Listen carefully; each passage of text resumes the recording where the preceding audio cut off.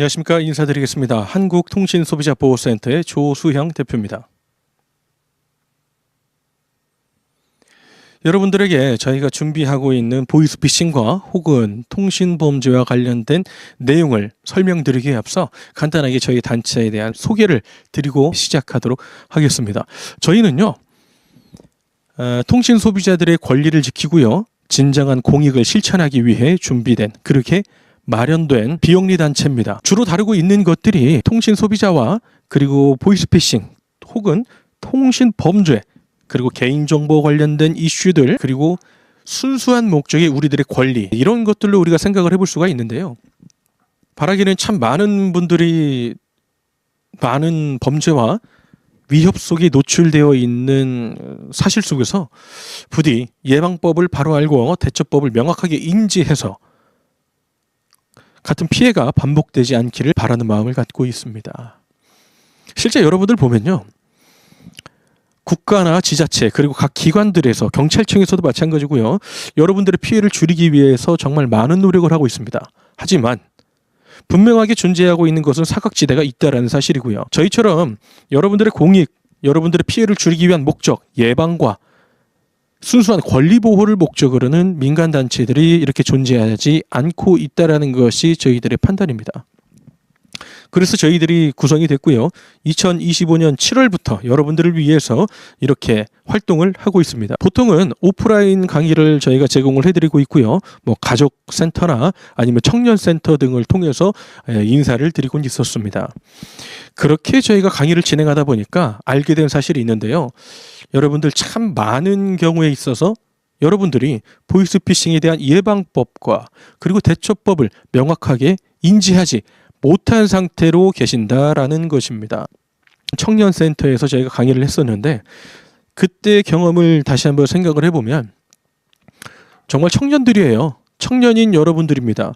그런데 이제 여러분들은 어떻게 생각하십니까? 청년들이라면 과연 이런 문제에서 자유로울까요? 청년들이라면 보이스피싱이나 통신범죄에서 어떤 불편이 없을까요? 아니죠. 전혀 그렇지 않습니다. 보통은 여러분들 기억하실 거예요. 디지털 취약계층이라고 하죠. 디지털 취약계층은 정말 말을 줄여서 이해하기 쉽게 만든 용어일 뿐이라고 저는 생각을 합니다. 디지털 취약계층이요? 아니요. 이제 그 단어는 크게 필요하지 않습니다. 크게 쓸모가 없어요. 왜 그러냐면 지금에도 하루가 다르게 새로운 정보들이 나타나고 있고요. 새로운 플랫폼과 새로운 이슈들이, 새로운 범죄들이, 새로운 보이스피싱이 계속해서 우리들에게 접촉을 시도하고 있다는 사실입니다. 여러분들, 청년들은 디지털 취약계층이 아닐까요? 자, 조금 더 나가서 30대, 40대, 50대 어떻습니까? 20대, 30대, 40대는 보이스피싱이 안 걸립니까? 간단하게 생각을 해보자고요. 디지털 취약계층이라고 우리가 생각을 했을 때 보통은 이제 말 그대로 휴대폰이나 아니면 태블릿이나 이런 전자기기를 다루는 게 서투른 사람들을 보고 저희들이 디지털 취약계층이다 이렇게 얘기를 했죠. 근데 이제 그게 맞는 말일까요? 물론 맞는 말일 수 있죠. 하지만 적어도 이 보이스피싱에 대해서는요, 여러분들 디지털 취약계층과 아닌 그룹을 별도로 구분할 필요는 없습니다. 지금 뒤에 저희가 PPT도 준비를 해놨지만요, 실제 이거는 저희가 강의를 하고 사용을 하고 있는 그런 모델입니다. 앞으로도 계속해서 변화를 줄 거고요. 새로운 유형의 문제들이 나타났을 때, 새로운 유형의 범죄들이 나타났을 때 업데이트도 하고 다듬고 여러분들에게 맞춤형으로 제공하는 그런 자료를 준비를 할 텐데요. 오늘 내용은 그냥 가볍게 봐주시면 될 것 같습니다. 정말 앞으로도 준비된 시간들이 굉장히 많고요. 다룰 만한 내용들도 정말 많습니다. 그러므로 오늘 이렇게 여러분들에게 말씀드리는 것은 어느 정도 오리엔테이션이다 이렇게 생각을 해주시면 좋을 것 같아요. 여러분들 보이스피싱이 뭡니까? 보이스피싱에 당해보신 적이 있습니까? 여러분들 통신범죄는 뭡니까? 통신범죄. 사실 통신범죄라는 단어는 없습니다, 여러분. 저희 단체에서 처음으로 사용을 하고 있는 단어고요. 통신범죄에 속하는 것들이 간단하게 보면 명의도용이죠. 아니면은 사문서 위조라고 이거를 얘기를 할 겁니다. 사문서 위조, 행사죄도 있고요. 그리고 사기죄. 요렇게 아마 들어갈 겁니다. 현실적으로 통신범죄라는 말 자체는 없지만요, 여러분들 이제는 통신범죄에 대해서도 조금은 경각심을 갖고 바라볼 필요가 있다라고 저는 생각을 하고 있습니다. 자, 어떻습니까? 통신범죄 한 번도 안 당해본 분들 계십니까? 자, 통신범죄라고 하는 것은 판매자와 구매자와 그 관계 속에서 나타나는 어떤 문제죠. 트러블이죠. 여러분들 안전하십니까? 또 나아갈게요. 개인정보가 있습니다. 개인정보, 여러분들 개인정보는 안전한가요? 가장 최근에 있었던 게 넷마블입니까? 쿠팡이 있었고요. SK텔레콤, LG U+, KT, 롯데카드, 또 어디 있죠? 인터파크인가요? 옛날에? 아마 없는 곳을 찾는 게 어려울 정도로 정말 많은 기업들에서 여러분 이것도 있습니다. 정말 오래전에는 금융권에서도 우리 정보를 다 털린 적이 있어요. 그 당시에 탈회해라 이런 말들이 들리기도 했습니다. 왜 이렇게 개인정보가 많이 노출됐을까요? 우리 개인정보는 다크웹이라고 제가 들었습니다. 기사를 통해서 전해들었던 부분인데요. 우리 개인정보는 더 이상 우리 개인정보가 아니라는 말이죠. 자, 그런데 여러분들 되게 웃긴 게 있습니다. 이 개인정보 노출, 개인정보 유출과 플러스 알파로 작용하는 것들이 바로 통신범죄고요. 더 쉬운 표현으로 여러분들께 설명을 드려보자면 5장의 카드가 필요합니다. 여러분들의 모든 정보를 탈취하려면 5개의 카드가 필요합니다. 이 5개의 카드가 준비가 되면 감히 말하지만 여러분들이 소유하고 있는 금융 자산을 빼돌릴 수가 있습니다. 다시 말해서 여러분 은행에 있는 돈을 뺄 수 있습니다. 여러분들이 갖고 있는 코인을 뺄 수 있습니다. 주식도 마찬가지고요. 혹은 여러분들 명의로 대출을 받을 수도 있습니다. 여러분들 명의로 휴대폰을 개통할 수도 있고요. 인터넷을 설치할 수도 있고요. 렌탈 상품을 가입할 수도 있습니다. 보험에 가입할 수도 있고요. 못하는 게 거의 없습니다. 그런 세상에 살고 있습니다. 그런데 말씀드렸죠. 개인정보가 유출됐습니다. 개인정보가 유출된 것이 첫 번째. 여기서 아마 여러분들이 갖고 있는 3가지 카드는 공개가 됐습니다. 자, 5개의 카드만 모으면 여러분들의 정보를 모두가 빼낼 수가 있습니다. 이제 남아있는 2가지는 뭘까요? 통신범죄에 속해 있는 유형의 가장 경고등을 울리면서 알려주고 있는 내용, 개인정보, 그 중에서도 민감정보. 첫 번째 신분증, 2번째 휴대폰입니다. 한 가지 더 한다면 계좌 정보가 될 수도 있겠죠. 이 2가지가 합쳐지면요, 여러분들 보이스피싱의 온전한 피해자가 될 수 있습니다. 범죄를 저지르고 있는 보이스피싱 범들은 이와 같은 5가지의 카드만 준비되면 얼마든지 여러분들의 정보를 통해서 여러분들의 금융자산을 빼어낼 수 있습니다. 굉장히 무겁고 심각한 얘기죠. 그래서 저희 단체는요, 이와 같은 내용들을 여러분들께 명확하게 설명을 해드리고요. 어떻게 하면 이 문제에서 자유로워질 수 있느냐, 어떻게 하면 여러분들이 피해를 보지 않고 예방을 할 수 있느냐에 대한 초점을 맞춰서 설명을 드리고 있습니다. 저희가 2025년 7월 달에 설립이 됐고요. 실제 한 150군데 이상, 지금 한 200여 군데 기관과 단체에 강의를 제안하고 있습니다. 조금은 무겁게 받아들이고 있는 대목인데요. 그 중에서 답변을 주시는 분들도 있고, 우리가 서로 시너지를 내기 위해서 저희가 준비한 이런 자료들을 제공하고 실제 강의를 통해서, 저희는 특히 실습을 통해서 하거든요. 참여해 주신 분들께 미션과 비슷한 것들을 제공을 합니다. 예를 들어서 저는 범죄자, 보이스피싱범이라고 만약에 예를 드는 거죠.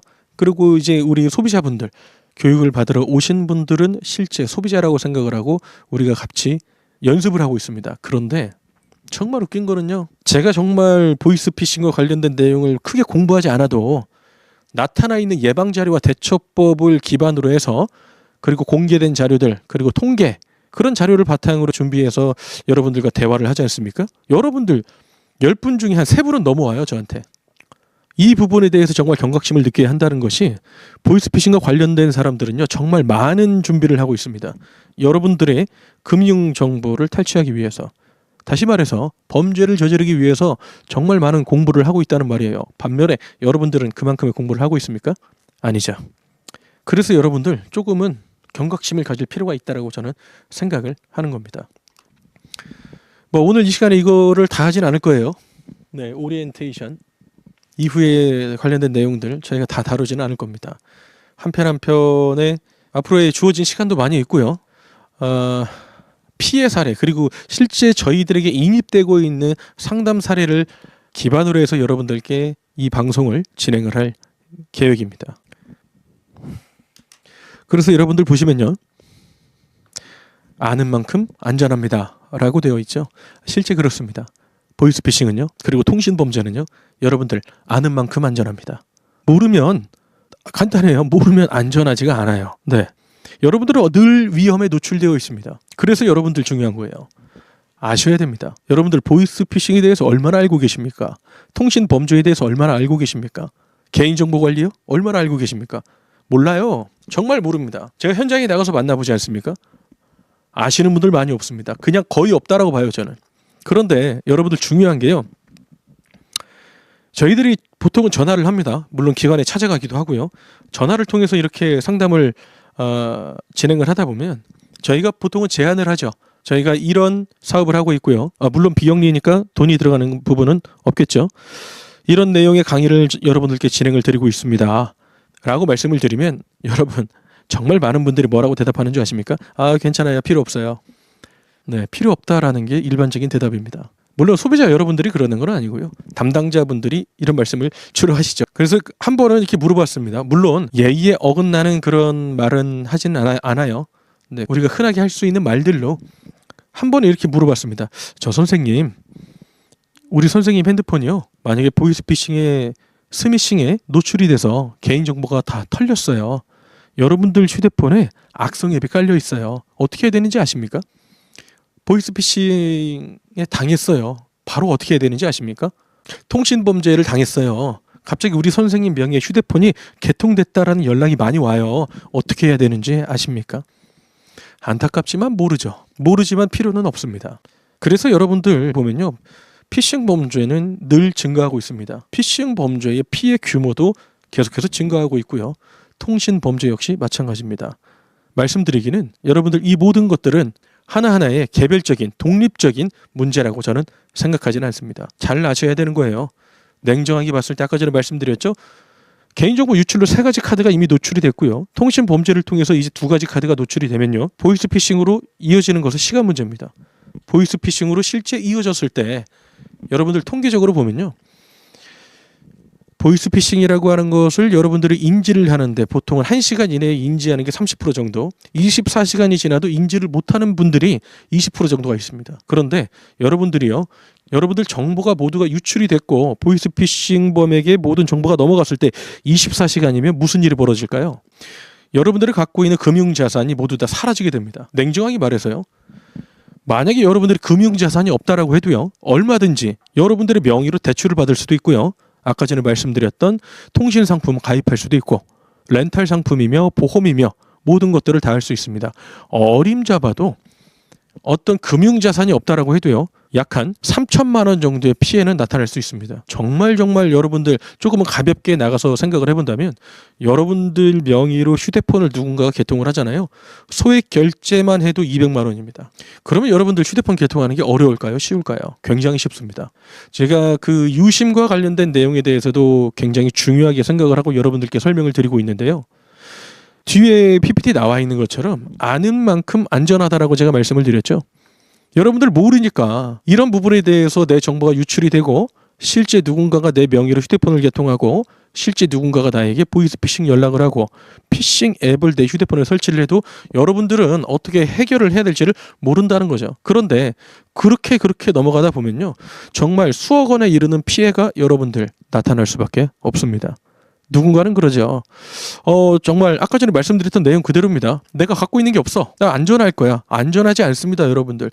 특히 사회 초년생 여러분들 있죠.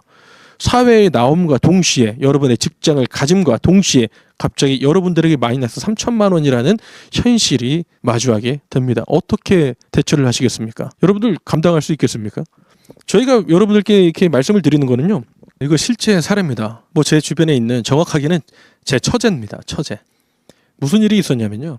처제에게 연락이 갑자기 옵니다. 신분증을 잃어버린 적이 있었어요. 그런데 연락이 와요.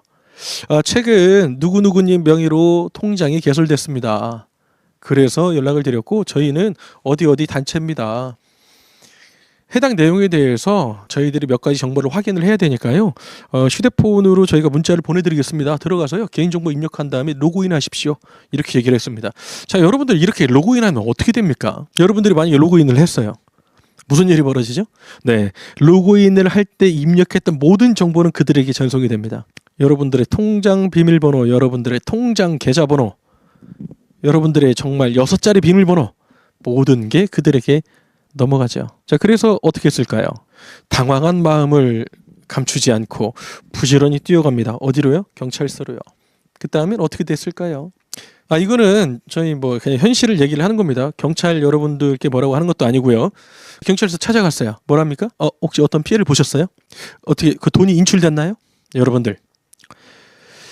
경찰은요, 물론 그런 범죄를 예방하는 것에 대한 목적을 갖고 있는 단체의 기관인 것도 맞습니다만은요, 실제로는 그 형사법에 의해서 질서를 유지하고 어떤 범죄자들을 수사할 수 있는 역할을, 기능을 갖고 있는 곳이죠. 아마 조금은 더 모르겠어요. 아무튼 제 처제 같은 경우에는 그런 시간이 있었고 실제 어떤 대처나 보호를 명확하게 받을 수는 없었습니다. 뭐 이후에는 대처를 했어야죠. 개인이 스스로. 제가 여러분들께 드리고 싶은 얘기가 바로 이런 점이죠. 지금의 대처는요, 여러분들이 스스로 해야 됩니다. 그래서 여러분들이 아셔야 됩니다. 여러분들이 아셔야지 대처를 할 수가 있으니까요. 여러분들이 어떤 피해를 입을 상황이 나타났습니다. 예? 새벽 2시에 저한테 전화를 할 수도 있겠죠. 근데 제가 전화를 못 받으면요, 그때 어떻게 대처를 하실 겁니까? 아니면 새벽 3시, 새벽 4시에 갑자기 이와 같은 피해가 나타났다는 사실을 여러분들이 인지했습니다. 어떻게 하실 겁니까? 방법이 있습니까? 어떻게 하실 건지. 제가 바라는 거는요, 여러분들이 그 방법을 알았으면 하는 겁니다. 그래서 이 시간을 준비했고요. 이런 내용들을 여러분들께 앞으로 꾸준히 설명을 드릴 예정입니다. 그러므로 궁금한 게 있으시거나 아니면 어려운 거, 복잡한 거, 힘든 거, 고민 그런 게 있다면 저희 단체로 언제든지 편하게 연락 주시면 되겠습니다. 여러분들의 편에 서서 여러분들의 입장을 대변하는 것이 바로 우리 단체의 목적입니다. 네, 여기 보시면 기관 사칭과 지인 사칭이 있습니다. 보통 이제 보이스피싱의 가장 흔한 범죄 유형이죠. 기관을 사칭하고 지인을 사칭합니다. 근데 중요한 거는 여러분들 참 많은 분들이 이와 같은 내용이 노출됐을 때 상대방을 믿는다라는 거죠. 누군가는 참 이 불신이 가득한 이 세상이라고 얘기를 하는데 누군가는 정말 그렇게 철석같이 믿습니다. 기관을 사칭할 때도 믿고 지인을 사칭해도 믿고 돈을 달라고, 결국에는 돈이거든요. 돈을 달라고 얘기를 하는 겁니다. 목적 자체는 그거예요. 그렇게 해서 돈을 입금하면요, 그 돈은 사라지는 돈이 됩니다. 지금의 이 내용은 간단하게만 설명을 드리겠습니다. 이미 처음에 너무 의욕에 앞서서 여러분들께 조금 디테일하게 설명을 드리려고 했던 것 같은데요. 이렇게 해서는 뭐 진도를 나가는 것도 어렵고 실제 저희가 어떤 강의를 어떻게 하고 있는지에 대해서만 여러분들께 설명을 드리면 될 것 같아서 기본적인 골자는 이런 식으로 나갑니다. 기관 사칭과 지인 사칭이 많고요. 금전을 요구하는 사례가 많고요. 그리고 빠른 대처와 피해 예방 관련된 내용들을 여러분이 아셔야 하고요. 그 다음에 여러분들을 도와주는 사람들이 있다라고 하는 사실, 이 4가지만 여러분들이 알고 계셔도 충분히 대처를 할 수가 있습니다. 자, 여러분들 이게 보시게 되면요, 보이스피싱과 스미싱, 불법 유심계통과 통신범죄가 있습니다. 정말 간단하게 여러분들께 안내만 한번 드릴 테니까요. 보시죠. 보이스피싱, 과연 여러분들 이 내용에 대해서 안전할 수 있는지. 어느 날 갑자기 여러분들한테 연락이 옵니다. 뭐 저를 기준으로 보면요, 아빠 저 지금 당장 5만 원만 좀 보내주세요. 정말 급해요. 이유는 이따 말씀드릴게요. 혹은 이유가 되게 많죠. 아빠 저 여기 왔는데 친구들이랑 놀러 왔는데 5만 원만 보내주세요. 같이 좀 맛있는 거 먹고 싶어요. 그럼 안 보내겠습니까? 2024년 초인가요? 연초에 보이스피싱과 관련된, 정확하게 딥보이스죠. 딥보이스와 관련된 내용을 그것이 알고 싶다 팀에서 촬영을 했습니다. 그 중에서 3분 중에 한 분은 당했죠. 금액이 크진 않았습니다. 5만 원이었나요? 10만 원이었나요? 그렇게 소액으로 나가는 것이 옛날의 트렌드였다면 지금은 달라졌죠. 2024년도 기준으로 홍콩에서 있었던 일인데 범죄 피해액이 약간 280억인가요? 거기는 딥페이크의 피해를 봤습니다. 실제 글로벌 기업이라고 제가 알고 있는데 그와 같은 피해를 입은 사례가 있고요. 자, 스미싱입니다. 여러분들 핸드폰에 갑자기 악성 코드가 깔린 악성 앱이 설치가 됩니다. 일단은 여러분들 아실 수 있나요? 이 앱이 내 핸드폰을 괴롭히고 있어. 내 정보를 가져가고 있어. 이게 사실을 여러분들이 아실 수가 있습니까? 잘 모르실걸요? 지난 강의 때는 그랬어요. 안드로이드는 괜찮습니다. 안드로이드는 문제가 없어요. 라고 실제 그 강의를 듣고 계신 분이 이런 얘기를 했는데, 그러면은 아이폰은 안 괜찮나요? 다시 말하면 안드로이드를 쓰고 있으면 보이스피싱에서 안전한가요? 저는 꼭 그런 것 같진 않아요. 그래서 정확한 건 여러분들 아셔야죠. 안드로이드니까 괜찮아, 애플이니까 괜찮아, 그렇게 하는 것은 크게 신뢰를 갖기가 어려운 사실이죠. 그래서 여러분들 스미싱을 어떻게 대처를 해야 되는지, 자, 이거 실제 사례 말씀드리겠습니다. 스미싱을 통해서요, 개인정보가 탈취됐고 그 이후에 뭐가 됐습니까? 세 번째 나와 있는 유심, 불법 유심 계통인데요, 이어졌습니다. 스미싱으로 개인정보를 탈취를 했고요. 아까 말씀드렸죠. 세 가지 정보는 이미 유출이 돼 있고, 그래서 스미싱 관련된 연락이 왔는데 그걸 버튼을 누른 거죠. 그때 유출됐던 것이 바로 개인정보. 그 개인정보를 통해서 불법 유심을 개통했습니다. 불법 유심을 개통한 다음에는 사실 일사천리죠. 대출도 받을 수 있고요. 물론 시간이 좀 걸리겠지만, 혹은 또 금액이 적을 수는 있겠지만 여러 가지를 할 수 있는데, 이 피해자분 같은 경우에는 자산이 좀 있었어요. 그래서 아까 전에 우리가 지난 페이지에서 봤던 기관 사칭과 또 지인 사칭, 뭐 두 가지가 모두 해당이 됐었는데요. 스미싱을 통해서 카카오톡으로 돈 빌려줘 했더니 실제 빌려준 분들이 있었고요. 피해자분은 70대 남성분이었는데 자산이 어느 정도 있는 분으로 제가 기억을 하고 있습니다. 그리고 통장에서 나간 돈이 약간 8천만 원 해서 1억 5천만 원 정도의 피해를 정말 몇 시간 만에 입은 사례가 있었습니다. 근데 이런 경우에 여러분들 어떻게 하면 대처를 빠르게 할 수 있을까요? 어떻게 명확하게 할 수 있을까요? 이분이 경찰서에 신고를 안 했을까요? 다 했습니다. 다 했는데요. 그 시간들은 이미 늦었죠. 골든타임을 지나쳤습니다. 그래서 이분 같은 경우에는 그렇게 1억 5천만 원의 비용을, 금액을 한순간에 잃게 됐다. 자, 그 다음은 불법 유심계통입니다. 불법 유심계통 같은 경우 정말 심각하죠. 제가 아닌 말로 A라고 하는 사람이 옆에 있잖아요. 이 사람의 개인정보를 제가 갖고 있으면 유심이요? 유심계통이요? 이거 한 5분, 10분이면 가능합니다. 여러분들 편의점 가보십시오. 여러분들 그 다이소 있죠? 가보십시오. 유심 다 팝니다. 그 유심 가서 사오면 돼요. 그리고 나서 개인정보를 입력하면 유심이 개통이 됩니다. 그럼 그 유심으로 무엇을 할 수 있느냐? 여러분들 간단하게 말하면 이 유심은요, 여러분들의 신분증과도 같습니다. 신분증이 필요한 여러 가지 금융 관련된 목적을 다 이룰 수가 있어요. 유심만 있으면 말이죠. 어찌됐건 지금 얘기를 좀 드려보겠습니다. 유심 개통되는 거 5분 10분이면 되고요. 여러분 편의점 가도 되고요. 온라인 개통으로 해도 됩니다. 예전에 실제 있었던 일이에요. 근데 이 불법 유심 개통 관련된 건 사례가 너무 많습니다. 정말 간단하게만 한 가지 말씀드리면, 어느 날 누군가가 사람들을 모아요. 어르신, 정부에서 추진하고 있는 사업입니다. 저렴한 알뜰폰 유심 있죠? 이거 개통하시면 15만 원씩 현금 드릴게요. 주변에 많은 분들, 추천할 수 있는 분들도 데리고 오세요. 추가로 더 드리겠습니다. 그렇게 해서 많은 분들이 모였고요. 실제 범죄로까지 이어지는 상황이 나타났죠. 통신 범죄에 속하는 것들인데 그들이 또 어떻게 활용을 했는지 아십니까? 계약서 한 장을 준비합니다. 그 계약서에 여러 가지 내용을 다 넣어요. 참고로 솔직히 여러분들 뭐 휴대폰 개통이나 여러 가지 계약할 때 계약서 잘 안 읽어보시는 분들이 많을 건데요. 그 계약서 안에 무슨 내용을 넣느냐? 일단은 이 불법 유심 개통하고 있는 것 내용 집어넣는 거는 첫 번째고요. 그 다음에는 여러분들의 개인정보를 활용해서 휴대폰도 여러 개를 개통할 거예요. 여러 개를 개통할 거고, 소액 결제도 할 거예요. 인터넷도 설치할 거고요. 렌탈 상품에도 가입할 거예요. 동의하십니까? 그리고 밑에 서명란을 적어놔요. 근데 그거에 어르신들이 15만 원 준다고 하니까 가서 다 서명을 한 겁니다. 이게 실제 피해가 됐었죠. 실제 사례가 났었습니다. 20억 원 정도의 피해가 났던 걸로 제가 기억을 하고 있고요. 실제 이제 그 일당들은 검거가 됐죠. 그래서 이제 구속이 됐다, 수사가 들어갔다, 이런 내용을 언론을 통해서 전달받았습니다. 근데 이런 일들이 굉장히 많죠. 불법 유심과 관련된 건 정말 많습니다. 여러분들 명의로 불법으로 개통한 다음에 그거를 대포폰으로 넘기는 것도 사례가 될 수 있고요. 불법 유심을 개통한 다음에 그것으로 소액 결제를 하는 것도 사례가 될 수 있고요. 아까 전에 그들이 활용했던 것처럼 대출을 받는다든지 아니면은 여러 가지 금융 상품에 가입한다든지 그런 것들도 목적이 될 수 있습니다. 이런 것들에 여러분들은 모두가 노출이 되어 있다라는 게 심각한 문제죠. 다음은 통신범죄입니다. 통신범죄. 여러분들 이거 제일 심각하다라고 저는 생각을 하고 있어요.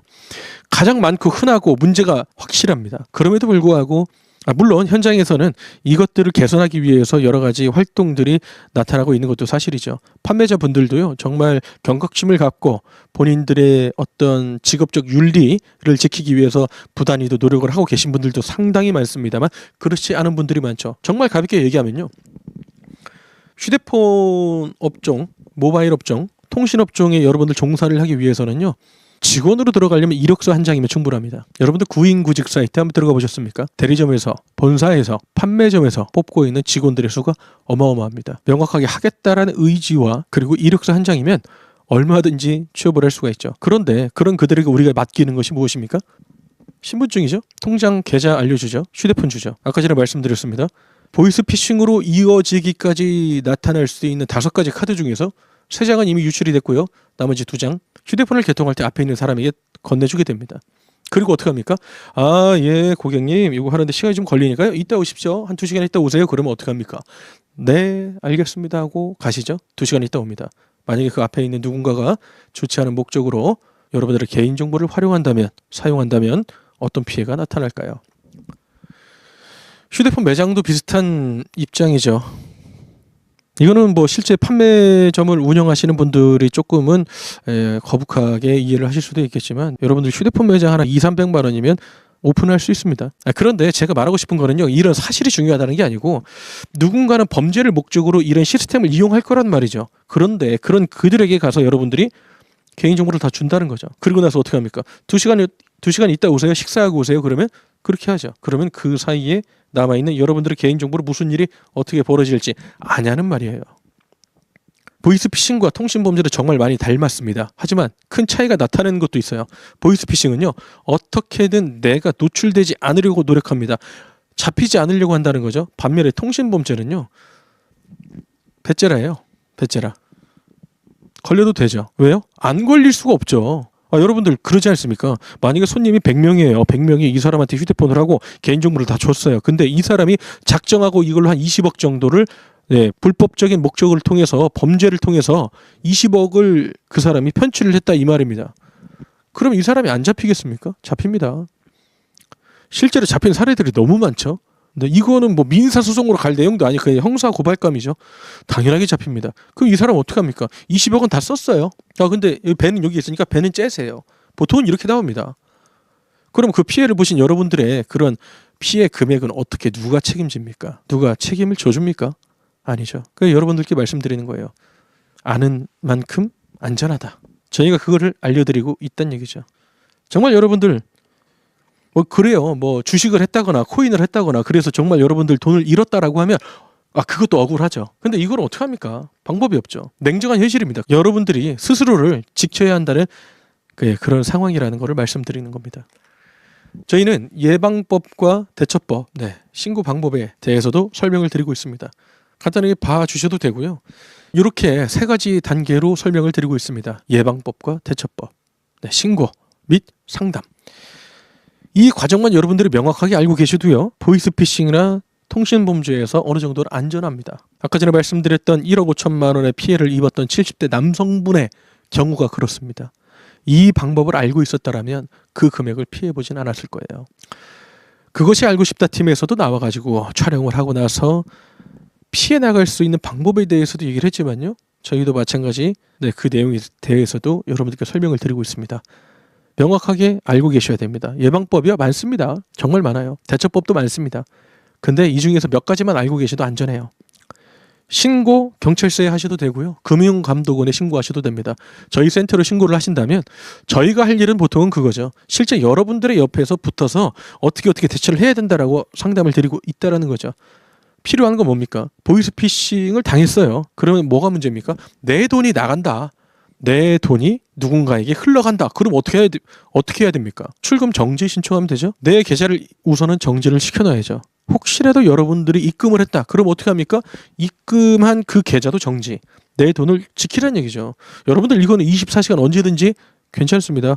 은행에 출금 정지 신청할 수 있습니다. 보이스피싱 의심 관련 전화로 여러분들 상담 받아볼 수 있습니다. 이용하십시오. 예방법 나와 있습니다. 관련된 앱들이 있어요. 시티즌 코난이나요? 아니면 보호나라? 처럼 앱도 있고 채널도 있습니다. 응용하십시오. 어떻게 해야 되는지 명확하게 여러분들이 알고 있어야 됩니다. 대처법 마찬가지죠. 어떻게 대처를 해야 된다. 기억하셔야 됩니다. 지금은 그냥 간단하게 설명을 드리는 거니까 이런 것들이 있다라는 거를 참고를 해주시고 보통은 여러분들 거절하는 습관을 갖고 있는 게 굉장히 중요합니다. 거절이라고 하니까 아까 전에 제가 여러분들께 말씀드렸던 그 내용이 떠오르네요. 이와 같은 강의가 정말 여러분들께 필요합니다. 괜찮아요? 됐어요? 네. 여러분들 이런 대처를 하셔야 됩니다. 기본적으로는 그래요. 통신범죄, 보이스피싱 연락이 들어왔다? 거절하십시오. 더 좋은 거는 아예 전화를 받지 마십시오. 요즘에는 많이 발전됐죠. 저는 A-라는 어플을 쓰고 있습니다. 후후도 비슷한 기능을 하고 있을 텐데요. 전화 연락 오면은 알려줍니다. 보이스피싱 의심 전화번호입니다. 전화 안 받죠. 근데 받는 분들 있죠. 받은 다음에 SNS에 자랑하듯 이렇게 인증하시는 분들도 있습니다. 여러분들 그거 하시면 안 됩니다. 네, 언제 어떻게든 위험에 노출되는 거는 저는 반대예요. 여러분들 셀프 감금이라는 단어 들어보셨습니까? 셀프 감금을 하는 사람들이 있어요. 실제 청년들 중에 그 비중이 훨씬 많습니다. 셀프 감금은 뭐냐면요, 기관 사칭을 해서 우선 연락이 옵니다. 연락이 와서 여러분들께 얘기를 하는 거예요. 당신 이런 범죄 저질렀어, 안 저질렀어? 당연히 안 저질렀으니까 안 저질렀는데요, 이렇게 얘기를 하겠죠. 그런데 당신 이미 유출됐어. 당신 이대로 가면 구속이야. 정신 차려. 지금 다른 사람들하고 연락하지 말고 아무도 없는 곳으로 가. 보통은 뭐 모텔을 가죠. 모텔에서 뭐 2박 3일, 3박 4일 이렇게 있는 분들이 있습니다. 실제 당한 분들을 여러분들 뭐라고 하면 안 돼요. 그걸 누가 당해? 이렇게 말하면 안 됩니다. 언제 어떤 상황이 어떻게 벌어질지 몰라요. 누구도 당할 수 있습니다. 누구도 피해자가 될 수 있거든요. 그렇게 해서 셀프 구금에 들어가서 제가 기억하기로는 뉴스에 나왔던 게 한 1억 5천만 원인가요? 이런 사례 얼마든지 많습니다. 아셔야죠. 귀를 열고 무슨 일이 일어나는지를 여러분들 아셔야 됩니다. 어떻게 예방하고 대처하고 조치를 취할지도 여러분들 아셔야 됩니다. 정말 그럴 때 여러분들 도와주는 사람도 많이 있습니다. 경찰은요, 여러분들이 어떤 혐의가 있다라고 해서 전화해서 막 욕하고 소리 지르고 안 그래요. 네? 민중의 지팡입니다. 여러분들 문제가 있으면요, 경찰서에 먼저 전화하십시오. 이런 문제에 대해서 내가 노출이 됐고 이런 전화를 받았는데 맞습니까? 상담 받으십시오. 여러분들, 경찰은 절대 여러분들을 위협하는 존재가 아닙니다. 다음 내용도 같습니다. 저희가 디테일하게 조금은 들어가고 있는데요. 보이스피싱에 관련된 내용과 스미싱에 관련된 내용을 한 단락으로 묶어서 교육을 드렸고, 요 편에서는 불법 유심 개통과 통신 범죄에 대한 내용을 묶어서 설명을 드렸었습니다. 그 내용이고요. 자, 그 다음에 들어가는 것은 마찬가지입니다. 예방법과 대처법, 신고 및 상담 신청에 대한 내용입니다. 저희들은 통신 범죄와 관련된 상담이 정말 많아요. 생각보다 보이스피싱보다도 더 현실적으로 나타나는 것들이 바로 이 통신범죄입니다. 아까 말씀드렸죠. 통신범죄라고 하는 단어는 없다. 형법상 내용은 없다. 우리 단체가 이와 같은 단어를 만들어서 사용을 하고 있는데요. 정말 다양합니다. 그런데 여러분들 여기에서는 그렇게 나와도 돼요. 디지털 취약계층이 정말 여기서 나와도 됩니다. 이유가 무엇이냐면 몰라요. 진짜 모릅니다. 60대, 70대, 80대 90대까지 실제 90대 어르신께서 피해를 본 경험도 있고요. 20대, 30대 젊은 청년들이 정말 많이 당하고 있는 게 또 바로 이 통신범죄입니다. 뭐가 잘못됐는지 몰라요. 여러분들 정말 기억하셔야 되는 게요. 내가 조금 알고 있잖아요. 나 뭐 어떻게 개통하고 이거 분위기 알아? 어떻게 해야 싸게 사는지도 알아? 이렇게 조금씩 아는 분들 상대로 범죄를 저지르는 게 정말 쉽다라는 얘기를 제가 들었습니다. 심각한 내용이에요. 바라기는요, 뒤에 적혀있는 내용들 간단합니다. 솔직히 어떻게 보면요, 개인정보 관리 잘해야 되고 예방하기 위해서 조금 경계해야 되고 신분증 관리 잘해야 되고 이런 부분입니다. 근데 현실적으로 어렵죠. 앞에 있는 사람이 말하는 걸 보통은 신뢰를 하거든요. PPT에 있었던 내용처럼 거절하는 습관 당연히 필요합니다. 아닌데요. 이렇게 하셔야 돼요. 여러분들 신분증 정말 중요합니다. 신분증 주고 어디 가면 돼요, 안 돼요? 정말 안 되죠? 이거 기억하셔야 되고요. 한 가지 더. 저희가 그 상담 신청이 들어오게 되면요, 아까 말씀드렸지만 소비자 편이에요. 판매자 편을 들거나 판매자에게 유리한 상담을 하거나 아니면 이렇게 뭐 적당히 조율하시 이런 거 없습니다. 소비자분이 만약에 조금 불리한 게 있으면 이거 불리한 거네요, 설명을 해드리고요. 소비자분에게 필요한 거예요. 소비자분이 피해를 입은 겁니까? 그러면 딱 그거 짚어서 설명을 해드리고 있습니다. 어디까지나 소비자 편이에요. 한국통신소비자보호센터니까요. 참고해 주시기 바랍니다. 요거는 그 제목과 내용 그대로 그 피해 사례들입니다. 실제 영상으로 저희가 준비를 했던 것들인데 설명드렸던 내용 다 똑같습니다. 여러 가지 유형들이 있고요. 포함되지 않은 것들이 훨씬 많습니다. 근데 이런 모든 것들에 대해서 여러분들은 계속해서 피해를 볼 수밖에 없는 상황이라는 것이죠. 그러니까 조금은 진지하게 이와 같은 내용들이 있다는 것을 여러분들이 알아주셨으면 좋겠습니다. 자, 다음은 실제 저희가 여러분들과 함께 소통하는 그런 내용입니다. 택배 문자로 스미싱 할 수 있죠. 계좌 입금, 3자 사기로 얘기를 할 수가 있는데요. 계좌 입금 통해서도 사기를 칠 수 있습니다. 경품에 당첨됐습니다. 100만 원짜리 됐네요. 15만 원 보내십시오. 이런 식으로 나오는 것도 있고요. 경조사 관련된 거 너무 많았죠. 한번 버튼 누르게 되면 몇 천만 원, 몇억 원씩 나갔던 사례들이 대표적인 게 바로 경조사입니다. TM. 고객님 안녕하십니까? 전화 옵니다. 전화 와서 상품 가입을 유도를 하거나 어떤 상품에 대한 소개를 할 수도 있죠. 하지만 거기에서 들었던 내용들이 실제 뭐 개통을 하거나 상품을 계약을 하게 되면 그 내용대로 처리가 안 되는 경우가 굉장히 많았다라고 하는 것이 문제입니다. 그 다음 유심개통. 유심개통, 네, 많았죠. 현금 드릴게요. 유심개통하세요. 제가 잠깐 봐드릴게요 하고서, 네, 계좌 뭐 관련된 거 탈주해서 유심개통한 다음에 소액결제 몇백만 원씩 한 다음에 정말 다수의 피해자가 나타나서 문제가 됐던 경우도 있고요. 세금 환급. 제가 요번에 세무서에 새로 왔어요. 전입으로 왔는데 보니까 우리 누구누구님 세금 얼마의 세금이 환급받을 게 있네요. 그런데 미납된 세금이 200만 원 있어요. 원래는 전화 안 드리는데 제가 새로 전입 와서 보다 보니까 이게 보여서 연락 한번 드렸습니다. 저희 연락처는 어디 있고요. 홈페이지는 여기 있으니까 들어가서 확인하셔도 되고요. 저희 계좌로 200만 원 보내주시면 세금 환급 3천만 원 받을 수 있으니까요. 입금해 주시기 바랍니다. 뭐 이런 내용이고요. 영상통화 딥페이크하고 딥보이스 통해서 실제 주변에 이런 경험이 있습니다. 막 예전에 정확하게 따져는 그분 미군이죠. 미군인데 뭐 해외 파병에서 무슨 일을 하다가 무슨 뭐 어떤 뭐 보물을 발견하게 됐고 이거를 네가 있는 나라로 보내야 되는데 물론 이제 그거를 하기 전에는 친분 관계를 설정하죠. 랜선으로 연인 관계로 발전하기까지 이르르고 그 다음에 이 보물을 너한테 보낼 거고 나는 너랑 같이 살 거야. 그런데 이거를 너희 나라에 보내려고 하면 내 돈을 지금 쓸 수 있는 상황은 아니고 네가 한 500만 원 보내줘야 돼.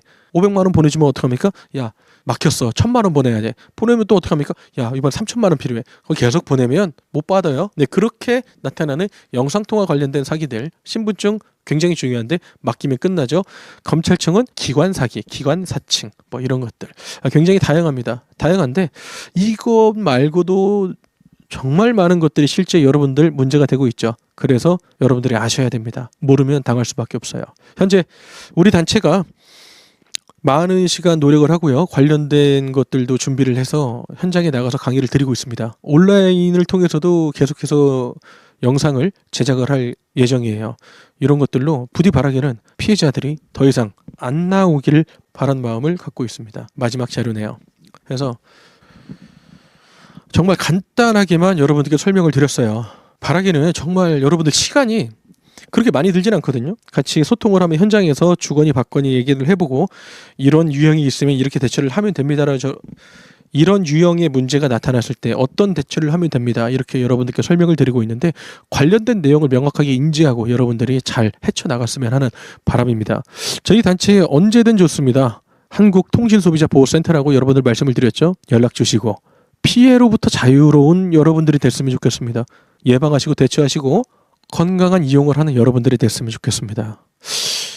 정말 좀 오늘은 첫 방송이기도 하고요. 어떤 대본이 있던 것도 아니었습니다. 그냥 머릿속에 있는 내용을 구구절절히 여러분들께 설명을 한번 드리고 싶었어요. 앞으로 우리가 어떤 방향으로 교육을 진행할 것인지 설명을 드리고 싶었습니다. 실제 사례를 기반해서 영상이 길지 않아도 되잖아요. 영상이 짧아도 되잖아요. 여러분들께 실제 사례를 바탕으로 해서 하나씩 설명을 드리고 왜 이게 문제가 됐고 어떻게 대처를 해야 되는지 어떻게 하면 예방을 할 수 있었는지 영상들을 계속해서 만들어서 보여드리도록 하겠습니다. 늘 여러분들의 편에서 노력하는 한국통신소비자보호센터였습니다. 감사합니다.